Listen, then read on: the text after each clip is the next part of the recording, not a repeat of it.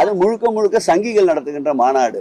அது அரசியல் மாநாடு. இது அரசியல் தேவைகளுக்காக, அரசியல் சூழ்நிலைக்காக, மதத்தால் இனத்தால் மக்களை எப்படியெல்லாம் பிளவுபடுத்த முடியுமோ அந்த பிளவிற்குண்டான ஆயுதமாக இந்த மாநாட்டை அவர்கள் பயன்படுத்த நினைக்கின்றார்கள். இந்த மாநாடு எந்த அரசியல் கட்சி சார்பா நடத்துற மாநாடு இல்ல. சேகர் பாபு எல்லாம் தப்பு தப்பா பேசுவார், தப்பு தப்பா புரிஞ்சுக்கிறார். அவருக்கு அல்லேலியா தெரிஞ்ச அளவுக்கு அரோகரா தெரியாது. அதுதான் அவரது பிரச்சனை. திமுக காரரா அண்ணா திமுக காரரான்றது எங்களுக்கு தெரியாது. முருக பக்தர் மாநாட்டுக்கு வாங்கன்னு கூப்பிடுறோம். ரொம்ப சிம்பிளுங்க.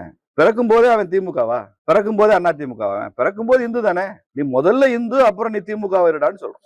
இந்துன்ற அடையாளம் மாறாதுல. சேகர் பாபுக்கு என்ன பிரச்சனைனா, இதுக்கு ரொம்ப பெரிய ரெஸ்பான்ஸ் இருக்கு மக்கள் மத்தியில். 5 லட்சம் பேர் கூடுறாங்க. யாருக்கும் 5 பைசா பணம் தராம, குவார்டர் கோழி பிரியாணி எல்லாம் தராம, 200 ரூபாய் உடன்பிறப்பு ஊபிஸ்க்கு எல்லாம் கொடுக்காம 5 லட்சம் பேரை திரட்ட முடியுது.